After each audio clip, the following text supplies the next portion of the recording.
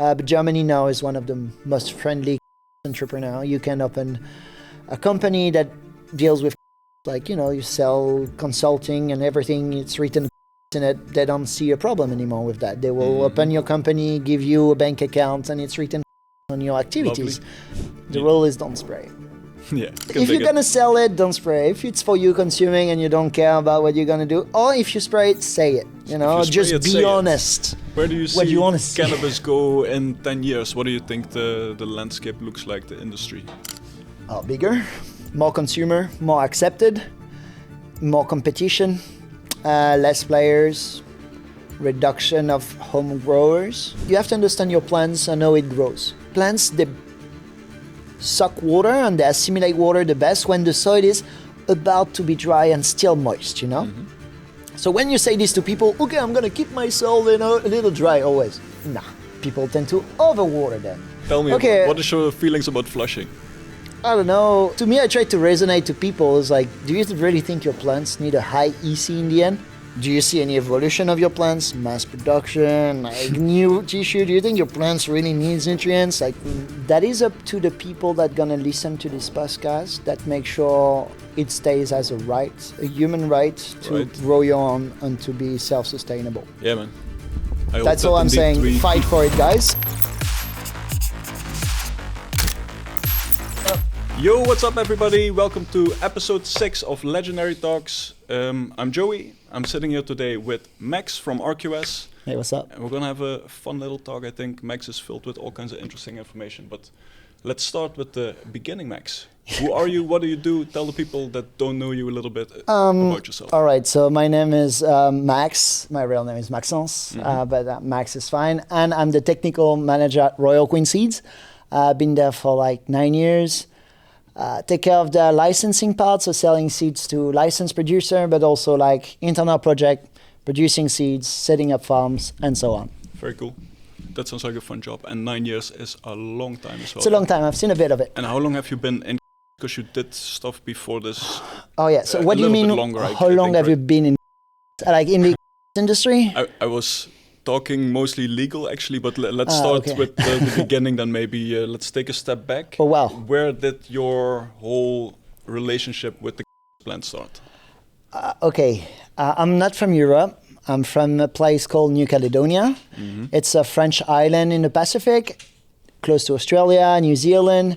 And out there, it's a tropical climate, and you had a lot of going around everybody was growing weed, especially native people. And because most of their land is tribal land, police get in, so they kind of grow as much as they can and they want, because out there they're looking out of nature to feed themselves. So you give them any type of seeds, they will grow it to the best of their shape, adapt it to the climates, to different region of the island, and just do wonderful things with it. So when I was 13, 14, I actually got around and saw those plants and smelled them, and I was like, what the hell is that perfume? Not even about smoking it. It's just like, I always love like different plants, smells, stuff like that. I love it. I love smells. I love everything that tastes good, smells good. To me, it's very like driving. And I was like, to my mom, I was like, hey, mom, smell that. She was like, what the hell? That's like, she knew what it was, yeah. My parents are from actual France, the actual France, metropolitan France. So for them, is like a big no-no. So I didn't already understood, but I really remember really vividly the first time I smelled it. And I will always been attracted to these plants. And when I was 14, going around the country, you would see them growing wild, thousands and thousands of plants in valleys. And so yeah. Very interesting. 14 years old, starting to smoke it. And because I got ADHD, that whole thing just like calmed me down. Yeah. So at school, I was able to see, listen, get good grades. So my parents was like, oh, cool, you're doing actually better. I was just like medicating myself. Just find out that awesome. Actually good. And how long did it take you from there to start cultivating yourself? As soon as so every holidays I was going to tribes. And out there, you don't have electricity, no running water. It's not cold, it's not hot, it's tropical climate, and people grow. So I learned to grow with every other plants around 14, 13. Huh. It's like something you grow, man. It's like every other plants. And when you say I go to these tribes, how does that work? Like, you know some people there and you're just kind of invited in? It's not like I go there and like, hey guys, here I am. Now you go there. So basically every holidays there were some like, it's not scouts, but you can go with different kids and go in tribes and do like some activities, camp and stay like cool. 3-4 weeks in tribes, go different stuff, horses and stuff. So I got to do that. So I went there, you do the customs. So you come there with like tobacco, piece of like textiles, you say a little ceremony and then you're welcome your whole life pretty much. So once you get friends and you get, people around, they're all humans. We have different colors, but, when you're a kid, all the kids are your friends then, It's like not your white or black. That shit didn't work around. So then you make friends. Then you come back. Then that friend has a cousin out there. Then you travel and it gets a little, you get to know and access everywhere and get to different tribes, see the country where no other people could because it's tribal land. Mm-hmm. So yeah. And how is the stuff that they grow there? Is it amazing? Is it...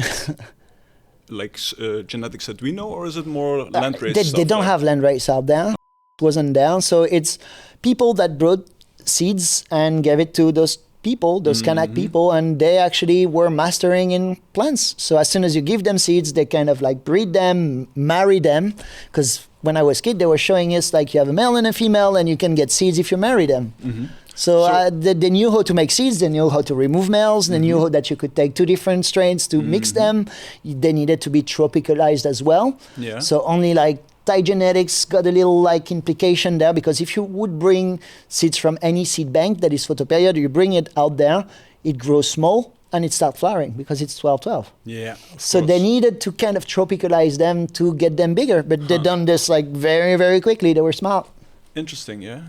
So if there's no original land races there and people introduce them to the seeds, then they also like. Do you know how old the culture of cultivating is over there? I'd say yes. I think I've talked to people that like chief, small chief and big chief, that never seen arriving in the 50s, 60s. Yeah, interesting. Yeah. And yeah, I can recall this and going around because New Caledonia is 300,000 people.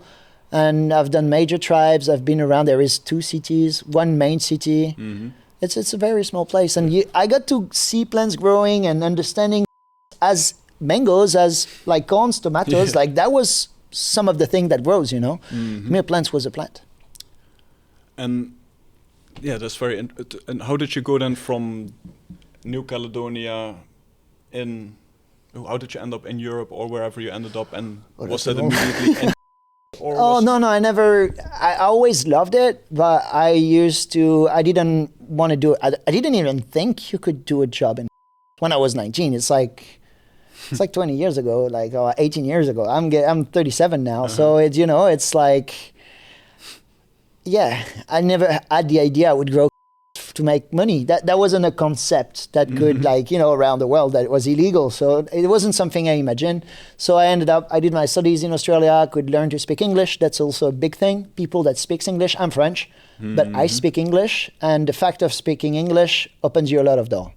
If you just speak German, if you just speak French, if you just speak Spanish opens you a lot of doors as well because of South America and all of that. But I mean like European language, Italian and stuff like that. English is it's your open door. So when I arrived in Europe, first thing I went to a grow shop to buy my, grow box, nutrients and stuff. And I stepped in a grow shop, Beber's grow shop, Culture Indoor, France. Honestly, this guy, he was one guy come out with a box, Plagron. Like he has a cap, Plagron. And I look at the guy, I was like, hey, this dude works for Plagron or what? It's like, yeah, he's a rep. I was like, what? It's like, you can work in I was like, yeah, you can work as a representative, X and that. I was like, no way. Yeah. It's like, you can make legal, like, the guy gets money. Yeah, mind blown. Like, there is, to me, stepping in Europe, never been to Europe, never ever been to Europe. So I was like, I was in Australia, there is no industry there, you know? Yeah, a few grow shop, online shops, but that's not Europe. And what year are we talking? Any idea? 10 years ago. Okay, yeah. And the colleague that we're talking about, you say France, that makes me think it was Mark Bovens? Or it was in Lyon.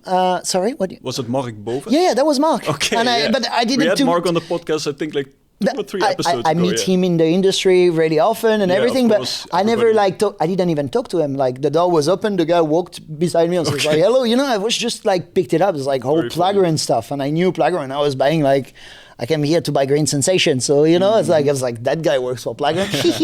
I was like, yeah. I was like, no way. So I asked that guy, yeah, man, how do you work like that? It's like, hey, you know, you work, you go on the road, you go in shops, there is X, Y, you know, different seed company, light companies, nutrients companies, X and Y.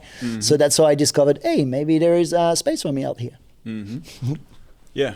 And then until long you ended up, it didn't take you long to end up at RQS basically. Yeah, like a couple of years. Okay. Something like that. Yeah. Before, like, I understood that was here, like a year, 1.5 years, something like this. Yes. And at RQS, you're the technical manager? I started like to sell seeds, like everyone, you know, go to shops, sell seeds. But on the side, I was also involved in a project because it was opening worldwide and I wanted to do more than just sell seeds. So I always had my entrepreneur side on the side, and I could do different things in the industry. Yeah. Always driven by trying to do stuff. And they weren't looking for a full commitment from you? Because I can imagine as a company that you might want that. In the beginning, when you're just repping, you know, you're just you know. That makes sense. It grew over time. Yeah, over time, like, you know, the relation grew, and now I feel like part of the family of RQS, you know. Spend time out there, seeing the people getting there, the company growing, the vision as well, being enrolled. Yeah. It's a very ethical company. The people that I work with and for are, in my opinion, one of the most ethical people I know of. Great people. And I'm proud to work for them. Like, literally, I want to work for them, with them. Like, you know what I mean? Yeah, There's like, I don't even think about anything else, you know? It's like, this company is great. It's great. It's awesome. A great company. Yeah, that's a good place to be at, right? A lot of people unhappy with their jobs. I don't think that's something that we have to complain about. Really. No. Like, I don't set up like an alarm. Like, I'm so happy to do everything. And it's a very, like, you know, all the projects I'm doing, it's insane. From seeds to traveling to going to different exhibition, meeting different partners, visiting places. I do administration, Excel file. Don't worry, I got my, like, you know, annoying side of it. You know, reports admin. And all. Yeah, admin parts. But I get to see a lot, and the more I want to do, it's the more I do. You know, that's great. And RQS is really actually growing in terms of, like, it's transforming from being a seed bank to a company. And what is the difference for you? The plants. Like, because more and more it's legal to grow, then you can make seeds. Because to make seeds, you need to grow, by the way. You know, that's why 20 years ago, nobody was like, hey, look, I'm growing my seeds here, because you couldn't do it in 2000s. Where would you do it to sell your seeds? And in the end up, the DEA would come, the police, whatever, you know?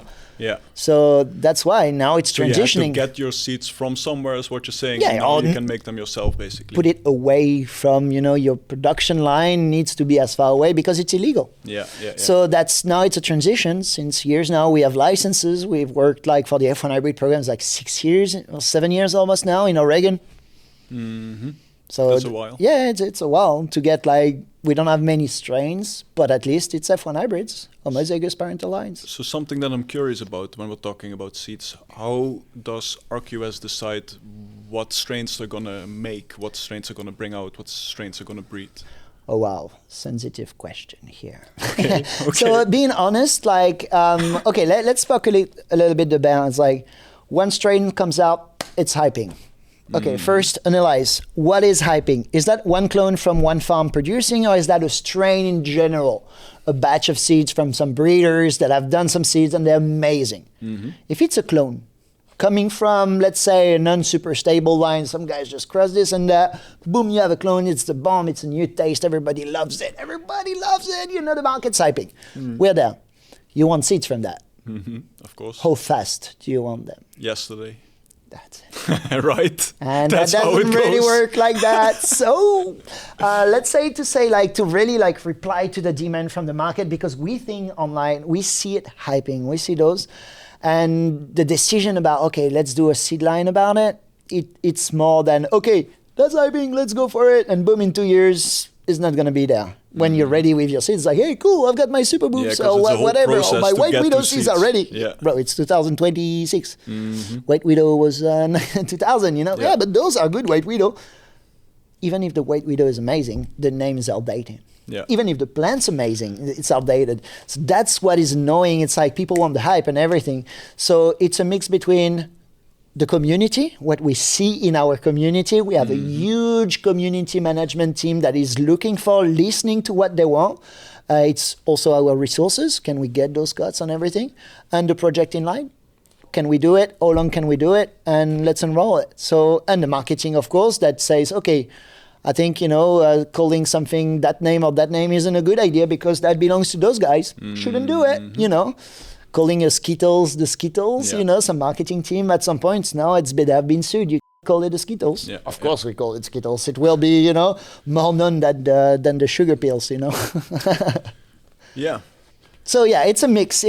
There is not one single way about, okay, we're going to do this because this is not one guy comes out and say, oh, we're going to do this. It's a team decision. But you try to listen really to your customer. That's it. And to the market to and the give them customer, what they especially want. the home growers. And the home growers, sometimes they tend to always want the new hype. So you also have this as well, trying to provide them something they're stable, they're happy with. And is there then a difference between the seeds that you would produce for a home grower compared to the seeds that you would produce or run commercially? You don't run seeds commercially until F1 That is a hybrid very came good around. point. That is a very good point. So you only run clones. So that, of course, seeds were for pheno hunts for people. Yeah. And maybe ash producers would run seeds, It's mix of batch, kind of the same taste through the cross. S1, S2 doing That's the job. a good point, yeah. Could do it. So I'm not saying it's not there, but I'm saying if you are here to sell your flowers and on a flower market, we know which one of the main driver, I think it's clones. Since the F1 hybrid are here, we're here to demonstrate that you can rely on seeds to get pretty much your clones. And that is a game changer. Tell us a little bit more about that, because what is a F1 hybrid and why is that more interesting to do commercially then?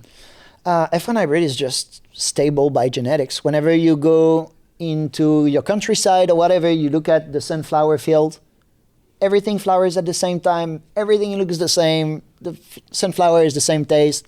That's F1 hybrids. Is that GMO? No, it's forbidden in Europe, so it's not GMO. It's proper breeding through F1 hybrid process. F1 hybrid, you take two parental line, homozygous, you cross them, you've got the F1 hybrid. That's pretty much the basic things to put it out there. But so, okay, you have two different strains, you cross them, the first parental line homozygous. So to get an homozygous parental line, you need to take homozygous. Is that, homogeneous? Or homozygous. What is homozygous? What is that? So whenever let's say one plant has some offspring, the fact of it's the same replica of it, that shows you how homozygous it is. Yeah, so by selfing it on himself, always taking the same DNA. It's like inbreeding yourself. It's like if I was having kids with myself, so on and on and on. So in the end, I don't have gene pool diversity, and all my genes are always the same. So I will be super consistent, but the downside is I'm going to lose vigor. I'm going to lose. That's why you're too inbreded. That's basically indeed when you get to F5, F6 or something. Then selfing. It's you S. keep selfing it. Yeah. I'm talking about the homozygous. You have to self. You have to self. But, homozygous. Yeah, indeed. You're selfing on itself. You don't go to different F generations. F is crossing two different strains. Yeah.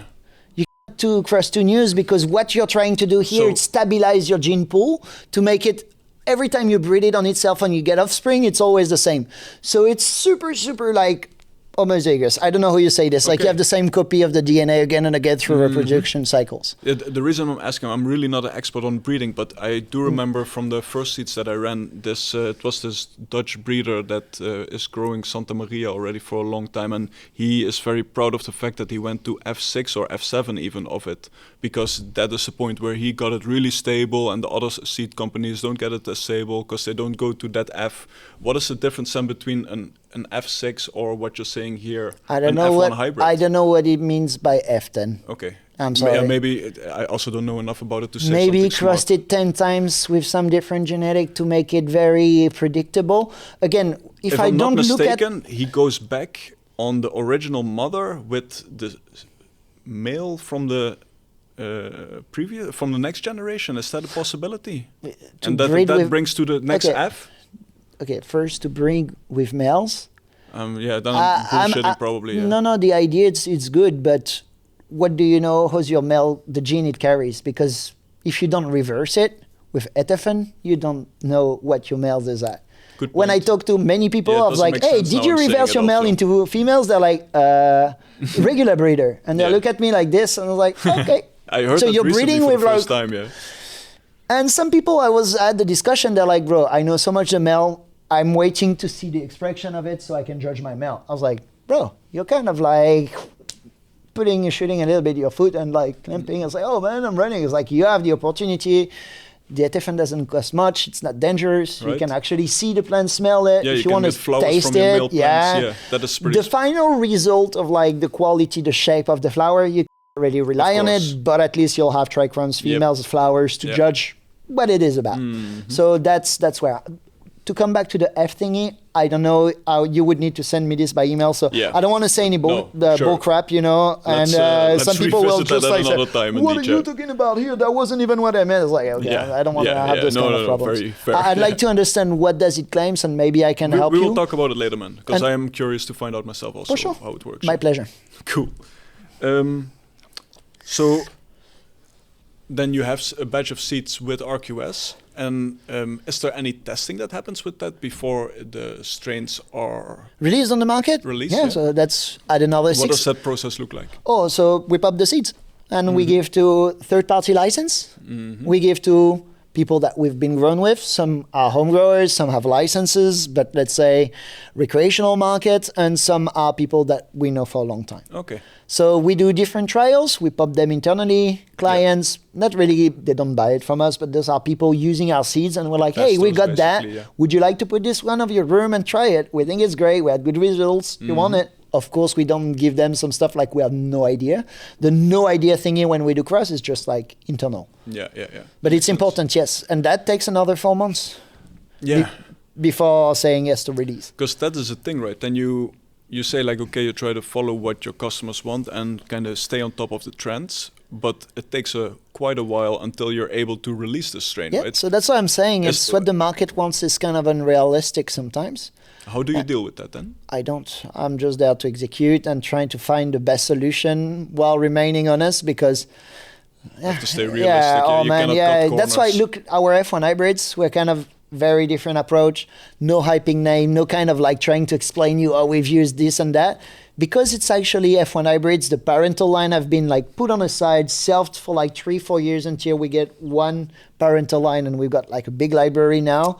It's nothing to deal with like the hyping strain at the moment. So we're totally detached from it, and people now start to say, hey, those Medusa, the Orion is great. And now we start to become a standard because those seeds we're producing now, in 10 years, they will be exactly the same because we have the parental lines locked down. You're not going to lose this. Everything is in the license. This is not moving. Cool. This becomes standard. And that's where we do our part in it. Is like, we know we're holding to this overinflated THE stuff. Like, there is little things in the industry that we need to kind of like fix.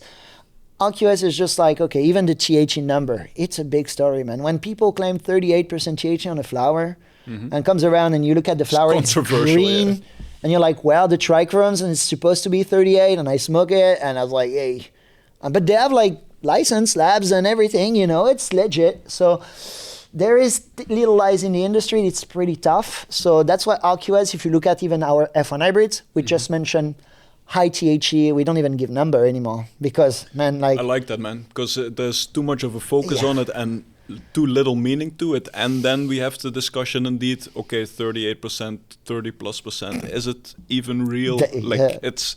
So yeah, maybe we do need to get away from that. And the other thing is, it doesn't even correlate to strength so much because I've smoked weed that is like maybe 15% or less, you know, and then it hits me much harder than anything else. So blind tested, you know the THC. You can have a vague idea, but some different like cannabinoids and terpene mix, like they will get you higher than what you expected, and even some different like flavor and smell, even if will make something different to you. And depending your mood, the place where you are, how long have you smoked, how long have you been smoking another strains, there is so much input than just being high is just like, come on. Yeah, good so, point. But we've been focusing on high THC tester for a very long time, so it's there. Yeah. I think the weed's becoming stronger and dankier. We've lost some very funky, different smell, and we're gonna get back to it, I guess.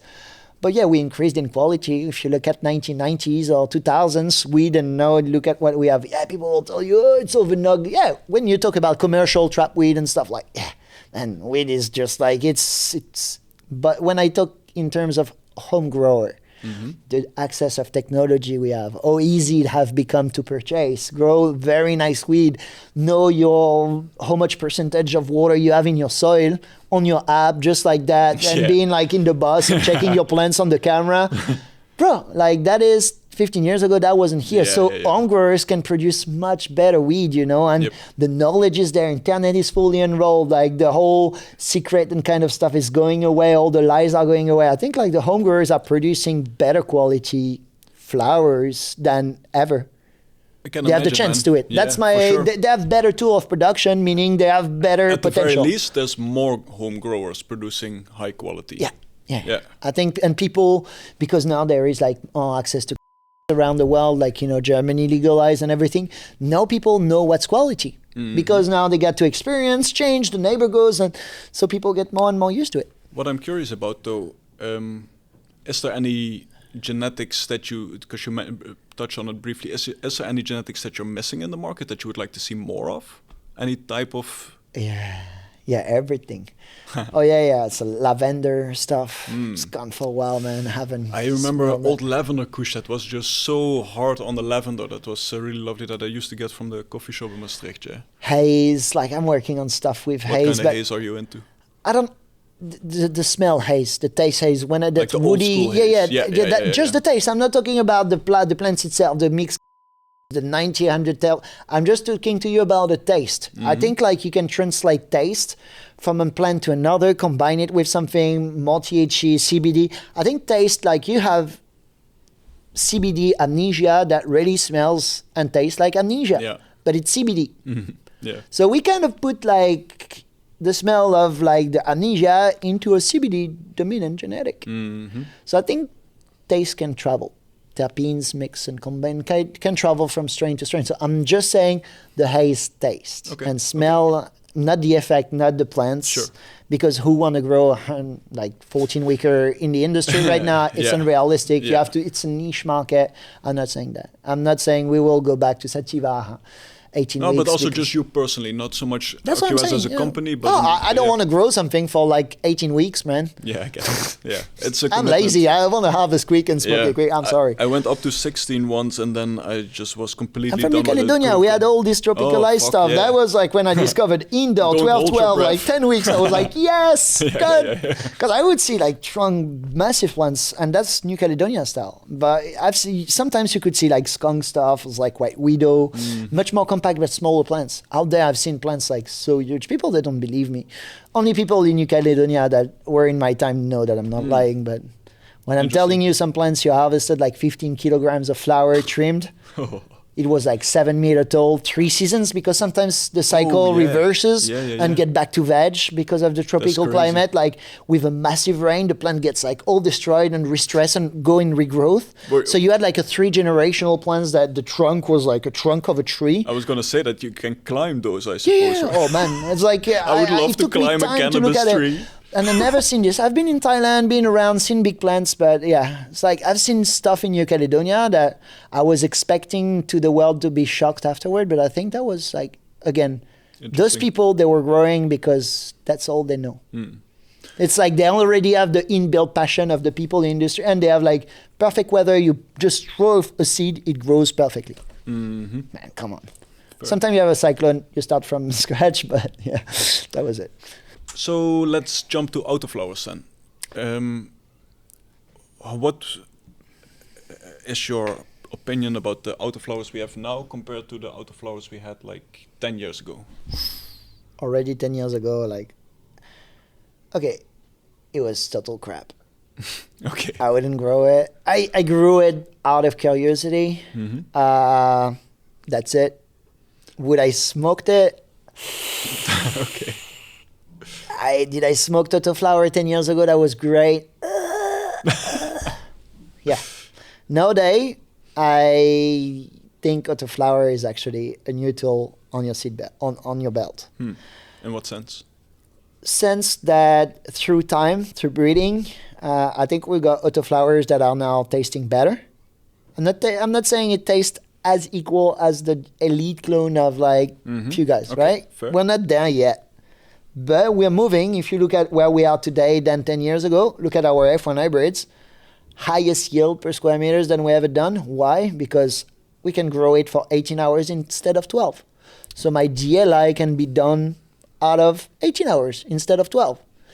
Meaning I don't need to push my values like this. I can have a much more controlled, and out of a day, I still get out the best of the plants without pushing my equipments or needing more equipments. I don't need 1,400 ppfd. 1,000's enough. Yeah, I see. Oh, yeah. But can you go into that a little bit more? Just so by spreading the day, you don't have to give as much flowers, so your to end up at the same DLI. You have to do 1 kilometers, right? 1 kilometer? Let's say you have to walk 1 kilometer. Yeah, You have to okay. get from A to B. You either have to run or Yeah. you have to walk. That's slowly, it. yeah. One point you have 12 hours to get there. The other one, I have like 18 hours to get there. I can walk much more slowly. So my And what equipment, benefits does that bring? you can push the shit out of it without pushing your environment. Much more, when you push the plants at the maximum of its capacity You're to the walking brink. a fine line. Yeah, then you And now burn your the line plants. becomes wider, so- Exactly. yeah. Okay. Then I'm not even pushing my plants. I'm just reaching the max DLI per day. And that is something that I didn't understand at first till we put it in place. Also, if you grow outside, can't you just harvest in summer? No need a blackout? Yeah, but it's crap. Now it's not crap. Now the structure of the automatic is great. The taste tastes good. It's better and better. We are focusing on trichromes. You can have an extra crop. No blackout, nothing. You just grow it outdoor. It's becoming useful. Yeah, that is a good If you point. remove the fact that they're not great, and you say, okay, now it's like same than photoperiod, same taste, same feeling, but with the option to have it in auto. Would Yeah. you take it for your summer crop to make There's ash? an argument to be made, yeah. Of course I would. Or I've also heard people argue like just put them in your veg space when you have it running and you don't have it filled up. Why the fuck not, right? Yeah, if you can increase your productivity with it, why not? It's another tool. That makes Am sense, I yeah. saying, are we all going to grow autos in 2 years? No. Am I saying it's going to help some people? Yes. That's It's very again, fair. it's like people say, oh no, everything is going to be like that. It's like, no, it's like F1 hybrids. We're bringing them out there. We're not saying, oh, Everybody should. yeah, everybody should use ours because we are the best. We have the solution. Are Okay. we still selling our autos on the side? Yeah. Are we selling our photos? Yeah. Are we releasing new photos? Yes. Are we working on photos? Yes. So something else that I'm curious about, and when we're talking about autos, do you think that they are good to start with for beginners? Tough questions. Depends in what way. Is it rewarding when you do it well or okay? Yes. The thing is, we don't explain enough to people that if you mess up the first 20 days of an auto, you end up with a lollipop after 90 days and you have 3 grams to smoke. Yeah, that's the So thing, right? autos, there is also that. If you stress them just after the sprouting from before the stretch and they're in a stress mode, it's not going to end up well. So for beginners, yes and no. All right, that's my point of view. And as RQS, we always mention like be careful with the auto. The transplant is crucial. Don't stress them. This makes a lot of sense to me, but at the same time, I keep seeing more and more people do pretty heavy training on their autoflowers. Doesn't matter. But, Training doesn't that matter. That is also stress, isn't it? No, Doesn't that trigger early negative flowering stress. Negative stress. Let's put it because stress is not necessarily bad. You know, you can have positive stress. Controlled Positive way, yeah. stress. So negative stress while they're young is not good. Is it great like the seed sprouts and you just like the cotyledons open and you're like, yeah, I want to fucking Topping it. Just like, well, it's not gonna go well. But I mean, if your plant is healthy, it's like it looks like a little lettuce, you're gonna remove 2 leaves and start to bet. Yeah, of course. Okay, It's about the quality of the stress. Yeah, you need to know a little bit what you're doing. Yeah, of course. Don't be too so, reckless. but I've seen people trying their first round with auto and they've done amazing, and I've seen people trying their first round with photos and doing crap, and I've seen vice versa. I mean, the more educated people are, that's what I'm saying. What is important to people is like, hey, buy 5 seeds. If after 15 days your auto is like this still and it's yellow, just start again. Don't waste your time. And we keep saying this, and it's okay. You can make mistake. That's how we learn. Cool, bro. Don't worry. Let's find out what's your mistake, and you're gonna learn from that. So, what would you say then is the biggest mistake that autoflower growers or new autoflower growers make? Is that something? Not knowing to start again. Yeah. That's a good one. Yeah. Even like Because you professional. have the first 20 days basically. If something goes wrong there, just yeah, start. man, it's gone. It's gone. It's like your That's yield smart. has disappeared by times 10. Yeah, it's a difficult thing also to. Because your life cycle you have is your plant up okay, already. I want to say this. In this condition, when it's a short cycle automatic, because people want like 80, 90 days, 70 days autos. If it's 150 days auto, bro, you can have a few problems first 2-3 weeks. It will have time to come back. But if a third of its lifetime, when it's supposed to actually thrive, it wasn't, that's where it is just a fact, man. Like, okay. if that makes sense. So then, if that's the biggest mistake, do you also have your best tip for autoflower growers, or does it come down to the same thing? No, you have your tips. Is watering. Watering is so important, and I've seen it often and often. People, you have a plant, you have to understand your plants and how it grows. Plants, they suck water and they assimilate water the best when the soil is about to be dry and still moist, you know? So when you say this to people, okay, I'm going to keep my soil, a little dry always. People tend to overwater then. So you really have like, watering is really key. Yeah. Is really key. When your plant is big, or is big enough in your pot, you have a colonized root system, water your substrate. Soil, cocoa, whatever. Just don't put a few drops, and you should have a little bit of drain. Always. That is one of a good tip, because I've seen so many people giving 1 cup per day. It's like the plant's leaves. Yeah, you but get all the roots where you water. Yeah, exactly. And then the rest doesn't go up, and it's not that heavy, it's not that dry. So yeah, watering your plants well, making sure your irrigation is well done, check your pH, take your runoff, check your sensor again and again. Yeah. People using tap water, sometimes they don't realize that the tap water quality change in Europe. In summer and winter, pH will be different, EC will be different. Monitor that first, then find a solution if it creates problems, right? So fertigation, watering is very important. That's my tip. Sometimes people are focusing on, how much light I'm gonna put, how much this, how much that, and you have this wrong. And this is literally the stomach and the heart of your plants. They do photosynthesis, this is the muscle up there, but the whole internal things, it's the root. Get it right. Good fertigation, super important. Yeah, that's a good tip. Okay. And then to close off the autoflower part, if you would have to choose autos or photos, what's your choice? In 2026, still photos. 2030, from what we do in terms of work, I think I'm going to be so happy when we're going to start, I'm going to start getting rid of my mom. And I'm going to get F1 hybrids genetics that are copy paste all the time with that dankiness in it. And it's there. And I'm like, why am I going to keep that? I can get a flower every 80 days, midsummer. I'm taking it, those. I can run my grow box much lower intensity. Don't create that much heat. Don't to deal with that much humidity, because I'm rolling in 18 hours instead of 12. And I can reach a higher DLI and get bigger yield.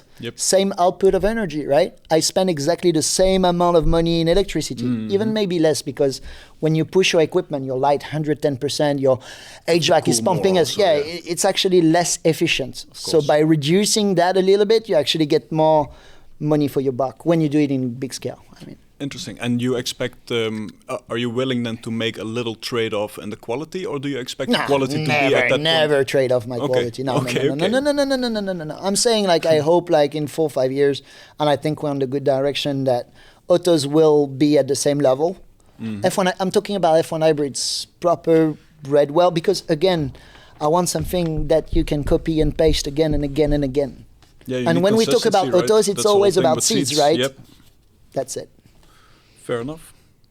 So, talking about growing in general, then, there's a lot of bro science around. Is there any less and less? That is also very true. I don't see many people pouring ice cubes on their roadblock anymore. I have heard it quite recently, actually. Or still. putting it upside down, it's like the THC falls down. You're like, What? That's a new one for me. Oh, really? What, putting the plant upside down? Yeah, to dry. So the THC will fall down. Oh, man. I mean, you put your plant upside down because it just... I was 13 years old and 14 years old. I had charas on my hand. I was trying to get rid of it. And I was smoking flower. And I didn't understand that was actually trichomes on my hand. You wanted to smoke that, yeah. Yeah, so, the more and more we have access to information, tools, technology, less and less bro science. Fair enough. So what piece of bro science are you very glad that disappeared from that people don't really believe anymore? Is there any thorn in your eye? I think it's such small mistakes, and the bro science was never far away from a truth, It's just like people take a shortcut to say, oh, that does this. Yeah. But the effect in it was there. I don't know. Even like flushing, not flushing. I was kind of hoping that you would go there. Oh, man.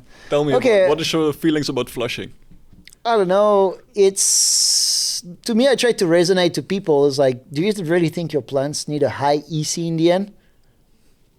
Do you see any evolution of your plants? Mass production, like new tissue? Do you think your plants really needs nutrients? Like working, it's like your tomato plants, to any tomato growers. Does it need really nutrients when you're about to harvest? No. Are you going to cut off completely all the nutrients before harvesting or at the end of the cycle and your plant's going to start stressing? No. It's called nutrient reduction strategy. So I'm for a nutrient reduction strategy, but not emptying it, not stressing negatively the plants. Okay. Because you see the absorption not going that much in the end. But I've met people that have good flowers that don't flush. I've met people that have good flowers that do flush. Yep. I was like, well. So what does your nutrient reduction strategy look like? Oh, we've got SOPs, but pretty much, let's say if I run up to 2.8 EC, because we need to give numbers, during like the end cycle, 1.2, 1.3. Yeah, for the last week. Dial back the EC. Is no specific nutrients that you try to leave out or something. It depends what nutrients brand you work with. What is your end goal? Some nutrients brand, they want you to use that kind of product in the end. And, everybody's got different strategy. I mean, as long as the is good in the end, that's good for me.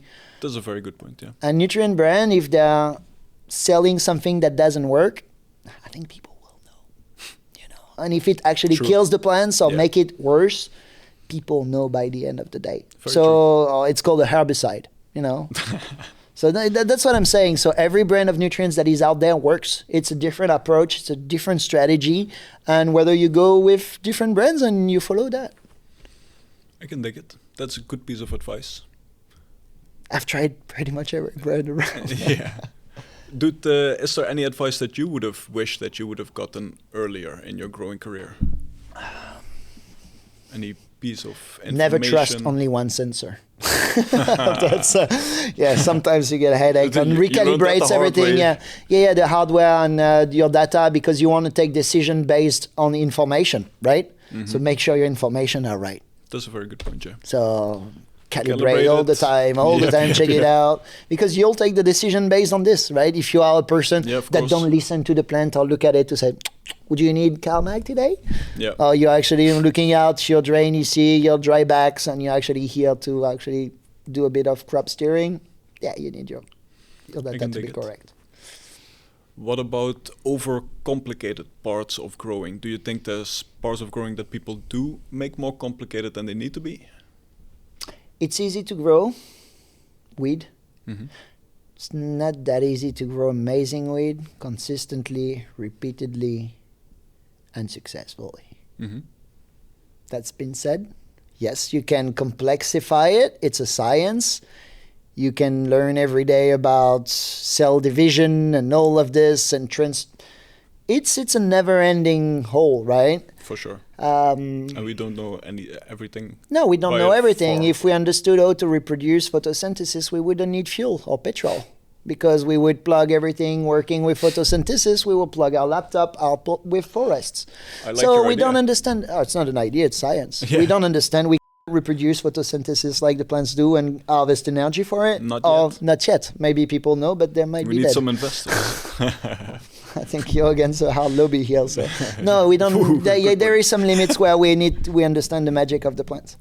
So yeah, I think it can be a never-ending science, and you can complicate it, but I mean, you can find people doing great job outdoor with a minimum. But again, can they do it repeatedly, consistently? If they're outdoor, they don't control the climate and also answer again, I've mentioned it. It's easy to grow weed, but it's hard to grow amazing weed consistently, repeatedly, successfully. So what about, is there anything that you see a lot of growers do that you disagree with, that you feel should be done differently or the correct way is different? No, I think I'm fine with everybody's way of doing their own things, Fair enough. As long as they like what they're doing and they believe in it.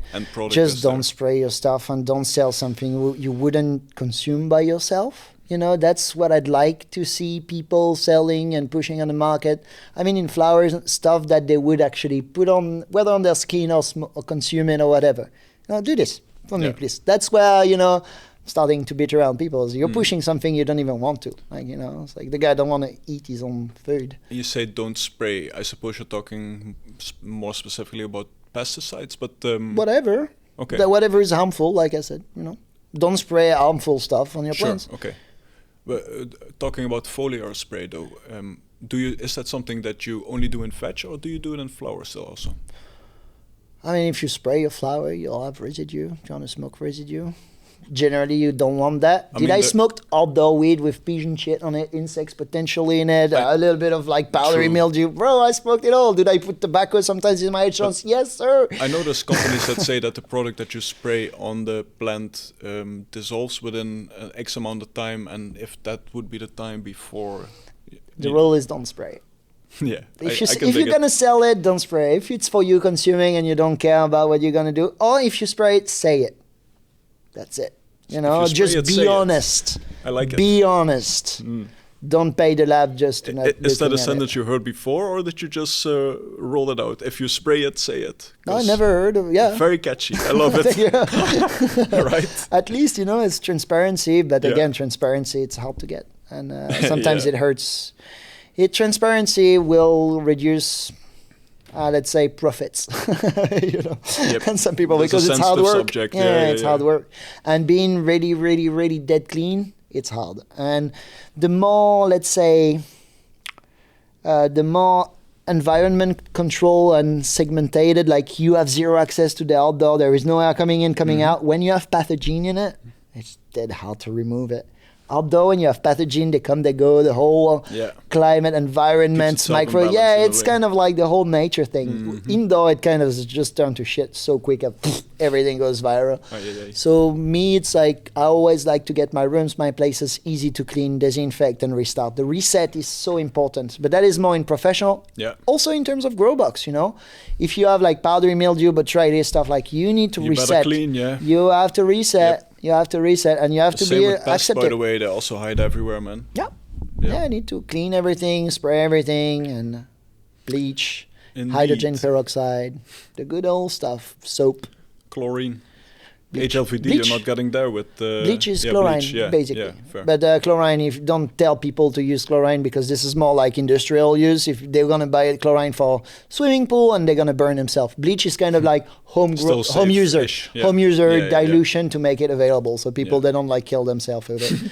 Don't mix bleach and, different cleaning sodium bicarbonate and stuff like that. Sometimes don't mix any chemical to clean. Just do one after the other. Otherwise, even vinegar and bleach, terrible, man. Don't do that. Don't do that. Yeah. You can actually get pretty tough fumes with house made products. I imagine, yeah, it's not made to be mixed, right? Yeah, so reset is really important. Don't be afraid to reset. If you grow indoor, clean your tents, change your pot. Yeah, after every harvest, wash them. Would be good, yeah. Important. Okay. So, future of where do you see? Put out my crystal ball. where do you see cannabis go in 10 years? What do you think the landscape looks like, the industry? Bigger, more consumer, more accepted, more competition, less players, reduction of home growers, unfortunately. Reduction of home growers? Yeah, as more as the get easy to access, people, they like just not good at growing plants. Yeah, they'll grow a few on the balcony, but to have like a consistent supply, they will go to the drugstore, whatever, corner store, pharmacy, whatever you name it, dispensary. There will be more and more around. People will be in clubs. People will go to the pharmacy, so on. So more and more available. Why would you grow your own? Good point. If you don't really have space, time, life for it. Yeah. But people that loves their own tomatoes in summer and those kind of like nerdy people that they like their own things, and those ones will be I think the number of home growers will reduce, the quality will even increase because of technology will increase and so on. So people will grow amazing weed. That makes sense. Okay. And can I put away the crystal ball? No. Well, I don't think we're there yet. So between big AG and home growers, you see big AG play the biggest part basically in AG? cannabis What production. is AG? Big It's a company, yeah. Okay, big agriculture company. Yeah, sorry. I mean, Home growers is going to be a small part. It's going to be craft growers. I think you need a lot of. That is up to the people that gonna listen to this podcast. That make sure it stays as a human right to grow your own and to be self-sustainable. Yeah, man. That's all I'm saying. Fight for it, guys. Some countries it becomes as a right. Some countries they're like, we can sell you the medicine, but you grow at home. You're like, but I don't have money. Die. Yeah. That's pretty much it. That's where you need your human rights to go in place. It's like, hey, if the people with more money can buy it, but I don't have money, I grow it, but it's legal. Fight for it, guys. It's a plant. It's like the oldest thing in the book, but it's a fucking plant. Yeah. So that's why I'm saying, people watching this podcast, this is up to you guys. It's really up to you as Europe, as America, as like fight for your rights, because this little freedom, we have to fight for it. It's available like Coca-Cola, beer, everything. Let it available, but make also sure you can still grow at home. It's your right. Like to grow tomatoes, you should fight for the right of even to buy seeds that are not on the European catalog. It's pretty tough in Europe, huh?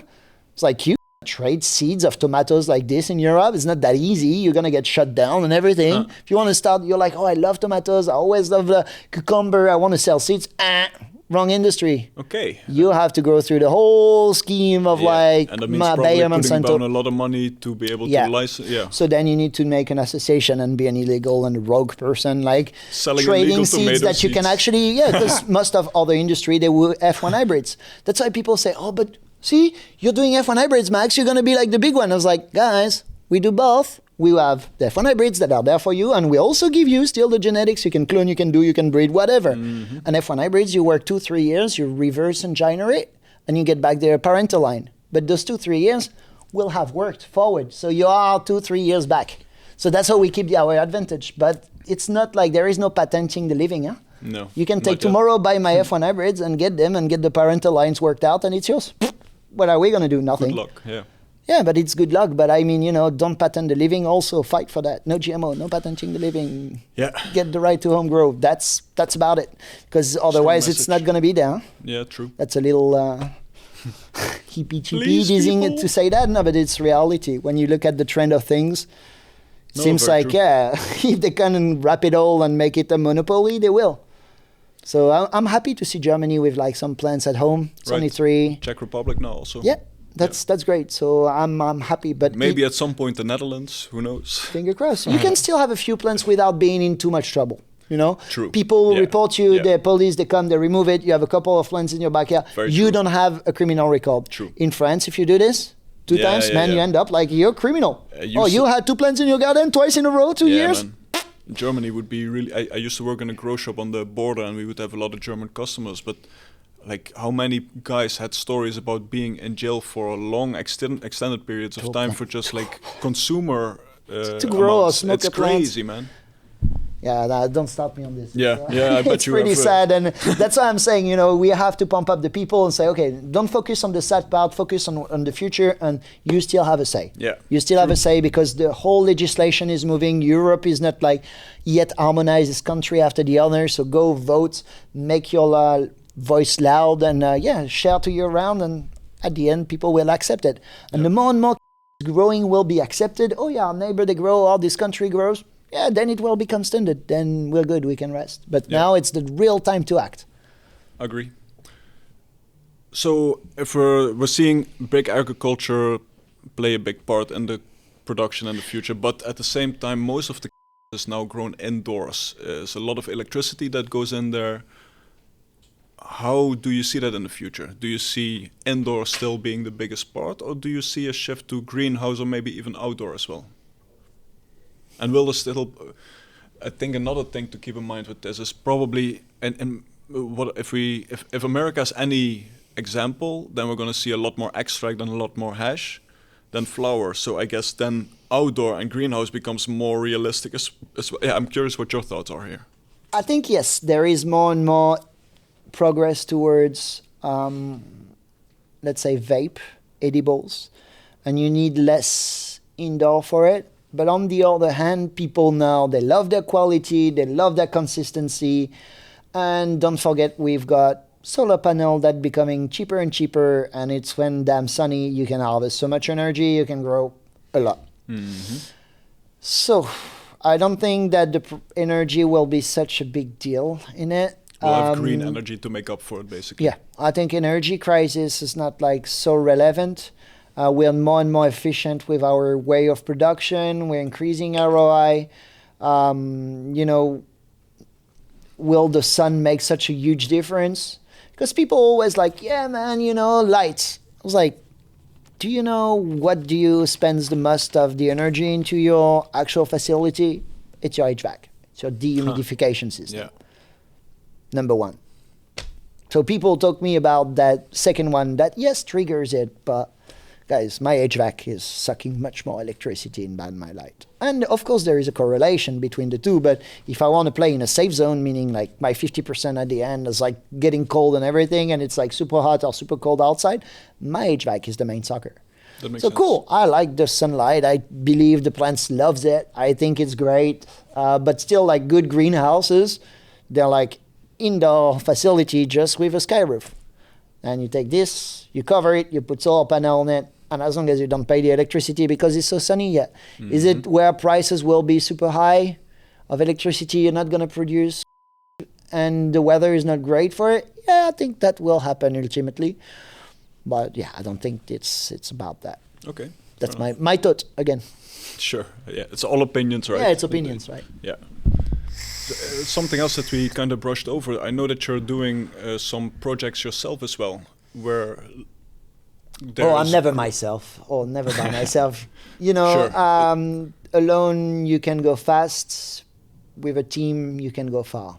That's what I think. Fair. So I do things, yes, different projects here and there. Farms, I always want to grow. But always involved with RQS. They're here for my entrepreneur projects.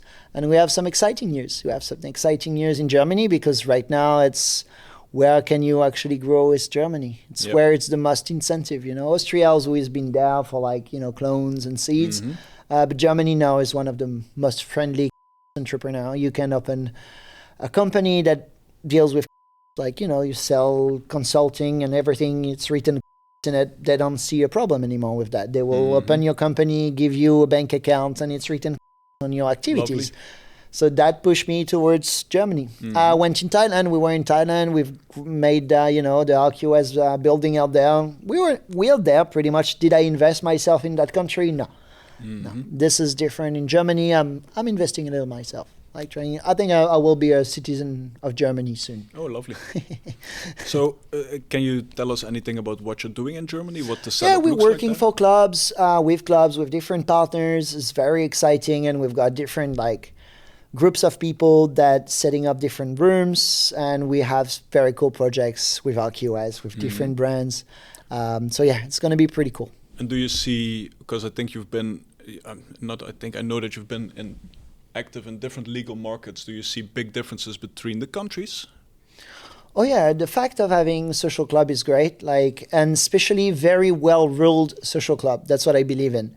Because in Spain, when you're looking at social club, it's kind of like, hey, here's a social club, and we don't know what's happening behind, and they're gonna sell weed. That is kind of pushing in a direction where all the members, they're not here just to, what I mean. So you get open to everything. Out there is very well ruled. There is a very strict list of things before you get it. Same with pharmaceutical, because you get in the pharmacies.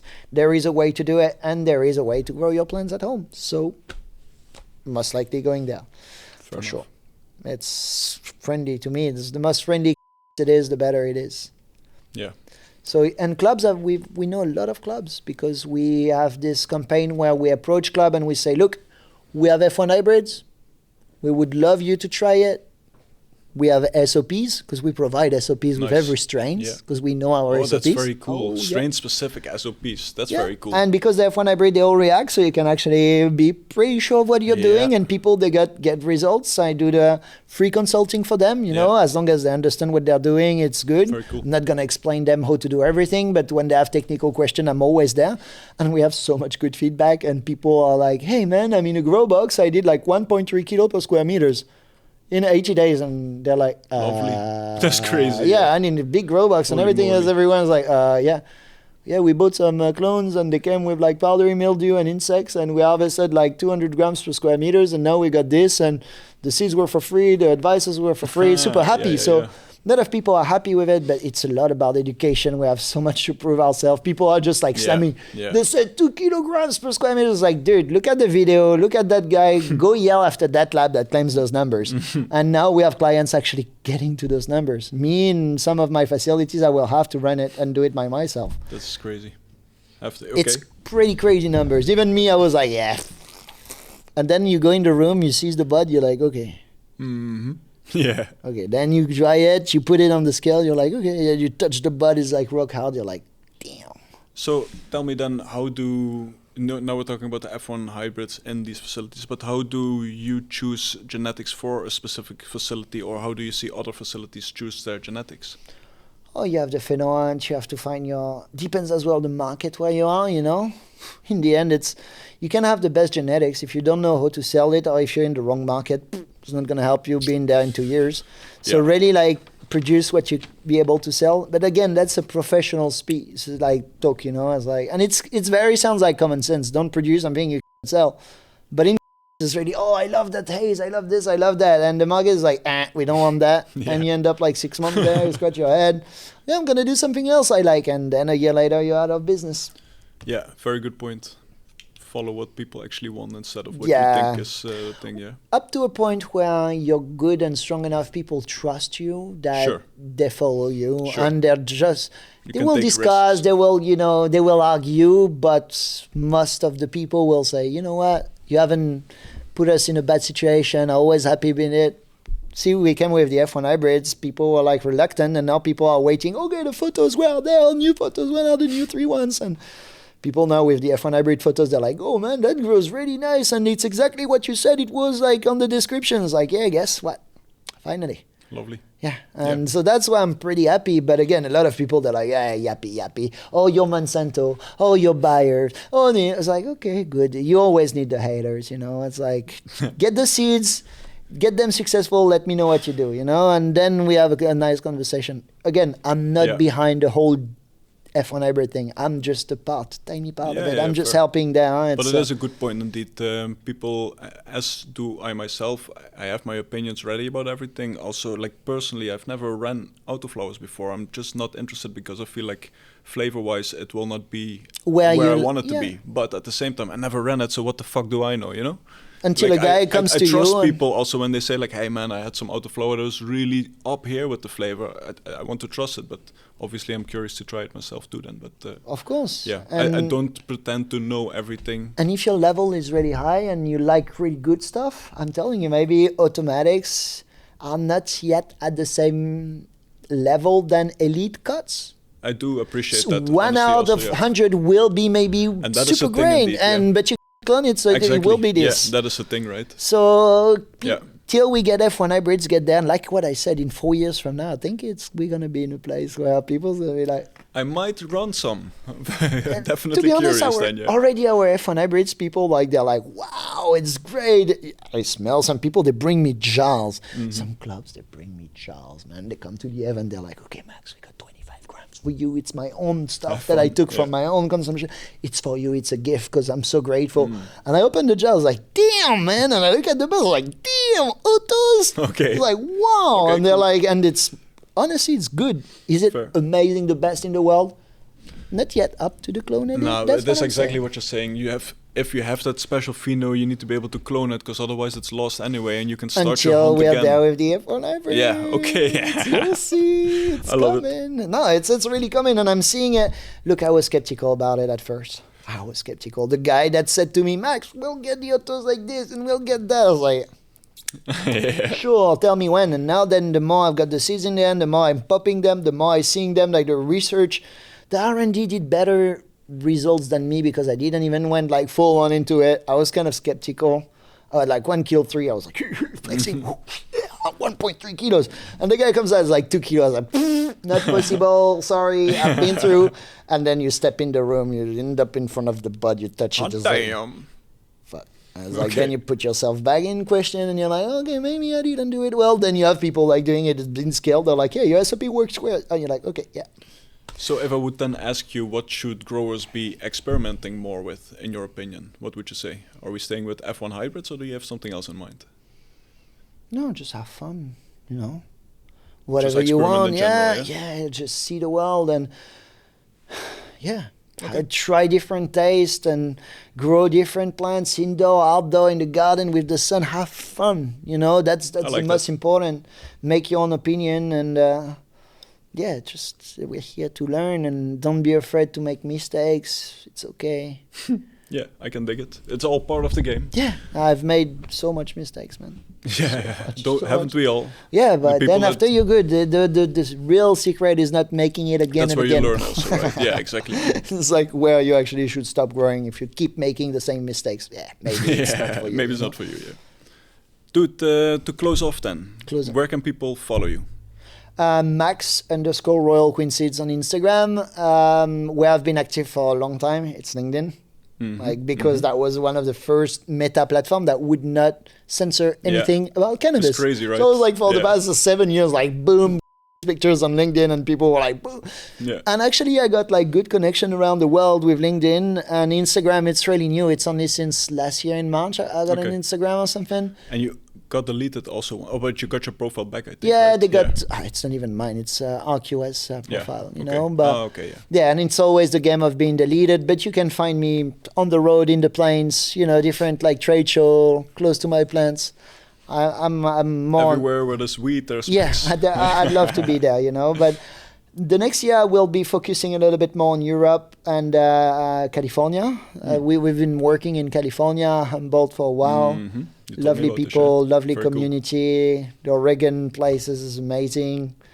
Yeah, we're kind of active in US and new territory comings, new going. You know, it's fun. I'm curious to see what comes out there, man. You gave me the scoop a little bit already. It's going to be exciting for the people watching for a little bit longer. But thank you very much for being here. Thank you for the interesting talk and. Brother, grow legendary. With a pleasure. Thank you so much. Grow legendary, guys. Yeah, and thanks everybody for watching. Until next time. Cheers.